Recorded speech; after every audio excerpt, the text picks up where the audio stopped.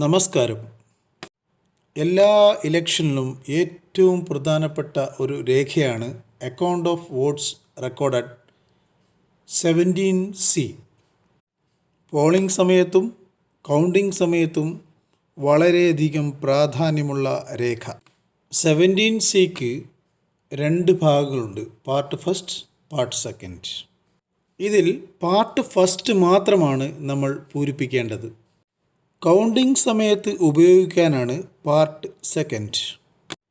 ഇതിൽ വോട്ട് വിവരങ്ങൾ രേഖപ്പെടുത്തുന്ന കാര്യത്തിൽ മാത്രമാണ് നിങ്ങൾക്ക് സംശയം ഉണ്ടാവുക. എങ്കിലും ഈ ഫോം മുഴുവനായി തന്നെ നമുക്ക് നോക്കാം. ആദ്യമായി എഴുതാനുള്ളത് ലോക്സഭാ മണ്ഡലത്തിൻ്റെ പേരാണ്. അടുത്തത് നിങ്ങളുടെ പോളിംഗ് സ്റ്റേഷൻ്റെ പേരും നമ്പറും. തൊട്ടടുത്തായി കൺട്രോൾ യൂണിറ്റിൻ്റെ നമ്പർ, ബാലറ്റ് യൂണിറ്റിൻ്റെ നമ്പർ, VVPATൻ്റെ നമ്പർ എന്നിവ ചോദിച്ചിട്ടുണ്ട്. അത് ഫില്ല് ചെയ്യുക. അടുത്തതായി ഒന്നാമത്തെ question, total number of electors assign to the polling station. ഇത് പൂരിപ്പിക്കുമ്പോൾ പ്രത്യേകം ശ്രദ്ധിക്കുക. മാർക്ക്ഡ് കോപ്പിയിലുള്ള അബ്സ്ട്രാക്റ്റ്, അതായത് പോസ്റ്റൽ ബാലറ്റും അവിടത്തേക്ക് അസൈൻ ചെയ്തിരിക്കുന്ന EDCയും മൈനസ് ചെയ്ത് കിട്ടുന്ന നമ്പർ മാർക്ക്ഡ് കോപ്പിയിൽ കാണും. അതിനോടുകൂടി അവിടെ പോൾ ചെയ്ത EDC കൂടി ആഡ് ചെയ്താൽ നമുക്ക് അസൈൻഡ് ഇലക്ടേഴ്സിൻ്റെ എണ്ണം കിട്ടും. അടുത്ത ക്വസ്റ്റ്യൻ 17A രജിസ്റ്ററിനകത്ത് എൻ്റർ ചെയ്ത വോട്ടർമാരുടെ എണ്ണമാണ്. അത് അവസാനത്തെ സീരിയൽ നമ്പറാണ്. വളരെ എളുപ്പത്തിൽ നിങ്ങൾക്ക് കാണാൻ സാധിക്കും. മൂന്നാമത്തെ ക്വസ്റ്റ്യൻ 49O പ്രകാരം വോട്ട് ചെയ്യാത്ത ഇലക്ടേഴ്സിൻ്റെ എണ്ണം. 17A രജിസ്റ്ററിൽ എൻ്റർ ചെയ്തതിനു ശേഷം വോട്ട് ചെയ്യാത്തവരുടെ എണ്ണമാണ്. അതവിടെ ഫിൽ ചെയ്യൂ. നാലാമത്തെ ക്വസ്റ്റ്യൻ 49M പ്രകാരം ഈ 17A രജിസ്റ്ററിനകത്ത് എൻ്റർ ചെയ്യുകയും അതിനുശേഷം സീക്രസി വയലേറ്റ് ചെയ്യുന്ന രൂപത്തിൽ പ്രവർത്തിക്കുകയും ചെയ്തു, അല്ലെങ്കിൽ മിസ്ബിഹേവിയർ കാരണം പ്രിസൈഡിംഗ് ഓഫീസർ പുറത്താക്കുന്ന വോട്ടർമാരുടെ എണ്ണം, അവരുടെ വോട്ടും മെഷീനിൽ കാണുകയില്ല. അത് എത്രയുണ്ട് എന്ന് എഴുതുക. 49MA പ്രകാരം ടെസ്റ്റ് വോട്ട് ചെയ്ത വോട്ടറുടെ വിവരങ്ങളാണ് അതിനകത്ത് അഞ്ചാമതായി കാണുന്നത്. അതിൻ്റെ A ഭാഗത്ത് വോട്ട് ചെയ്ത് എത്ര ടെസ്റ്റ് വോട്ടുകൾ ചെയ്തു, അതുപോലെ തന്നെ ടെസ്റ്റ് വോട്ട് ചെയ്ത ഇലക്ടറുടെ സീരിയൽ നമ്പർ എന്നിവ കാണിക്കണം. B ഭാഗത്ത് ആർക്കാണവർ വോട്ട് ചെയ്തത്, serial number of the candidate and name of the candidate and number of votes വളരെ വ്യക്തമായി കാണിച്ചിരിക്കണം.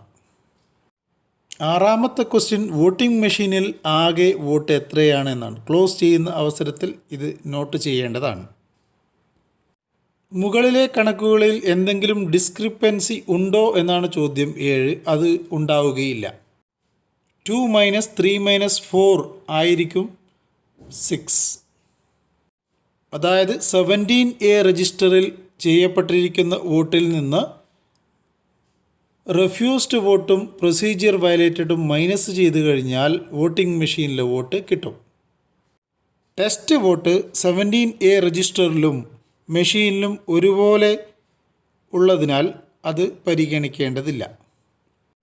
കൗണ്ടിംഗ് സമയത്ത് ആ വോട്ട് മൈനസ് ചെയ്യുവാൻ വേണ്ടിയാണ് അതിൻ്റെ വിവരങ്ങൾ കൃത്യമായി രേഖപ്പെടുത്തുന്നത്. എട്ടാമത്തെ ക്വസ്റ്റ്യൻ എത്ര ടെൻഡേഡ് ബാലറ്റ് പേപ്പേഴ്സ് നിങ്ങൾക്ക് കിട്ടിയിട്ടുണ്ട് എന്നുള്ളതാണ്. ഒമ്പതാമത്തെ ക്വസ്റ്റ്യനിൽ അതിൻ്റെ സ്പ്ലിറ്റപ്പ് കൊടുക്കേണ്ടതാണ്. അതിൻ്റെ A ഭാഗത്ത് എത്ര എണ്ണം റിസീവ് ചെയ്തു, B ഭാഗത്ത് എത്ര എണ്ണം ഇഷ്യൂ ചെയ്തു, C ഭാഗത്ത് യൂസ് ചെയ്യാതെ റിട്ടേൺ ചെയ്തത് എത്ര എന്ന് കാണിക്കണം. അതുപോലെ തന്നെ അവയുടെ സീരിയൽ നമ്പറുകളും കാണിക്കണം.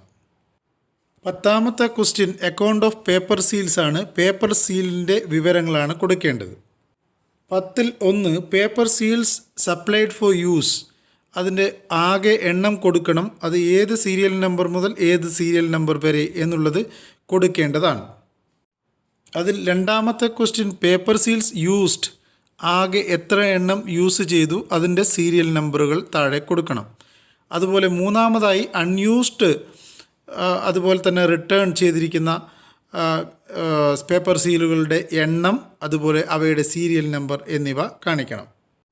നാലാമതായി ഡാമേജായ പേപ്പർ സീലുകളുടെ എണ്ണവും അവയുടെ സീരിയൽ നമ്പറും കാണിക്കണം. വലതുഭാഗത്തായി സിഗ്നേച്ചർ ഓഫ് പോളിംഗ് ഏജൻറ്റ്സ് ഉണ്ട്. ആ സമയത്ത് സന്നിഹിതരായിരിക്കുന്ന എല്ലാ പോളിംഗ് ഏജൻറ്റുമാരുടെ ഒപ്പും വാങ്ങണം. ഒപ്പിനു പുറമെ പേരും കൂടി എഴുതുവാൻ വേണ്ടി പോളിംഗ് ഏജൻറ്റുമാരോട് പറയണം. അവർക്ക് സീലുകളുണ്ടെങ്കിൽ അതിൽ പതിക്കാവുന്നതുമാണ്. അതിനു താഴെ പോളിംഗ് സ്റ്റേഷൻ നമ്പർ എഴുതാനുണ്ട്, പ്ലേസും ഡേറ്റും എഴുതാനുണ്ട്, സിഗ്നേച്ചർ ഓഫ് പ്രിസൈഡിംഗ് ഓഫീസർ അതും ചെയ്യാനുണ്ട്. 17C എല്ലാ ഭാഗങ്ങളും നമ്മൾ പരാമർശിച്ചു. ഈ 17C കോപ്പി സീലിംഗ് സമയത്ത് സന്നിഹിതരായിരിക്കുന്ന മുഴുവൻ പോളിംഗ് ഏജൻറ്റുമാർക്കും നൽകണം. അതുപോലെ ഫസ്റ്റ് മാസ്റ്റർ കവറായ EVM കവറിൻ്റെ കൂടെ ഒരു 17C നൽകേണ്ടതാണ്. അതുപോലെ ARO ടേബിളിലേക്ക് നമ്മൾ ഒരു 17C നൽകേണ്ടി വരും. അതുപോലെ തന്നെ നിങ്ങളുടെ പേഴ്സണൽ ആവശ്യത്തിന് വേണ്ടി ഒരു 17C കോപ്പി കരുതി വെച്ചാൽ അതും നന്നായിരിക്കും.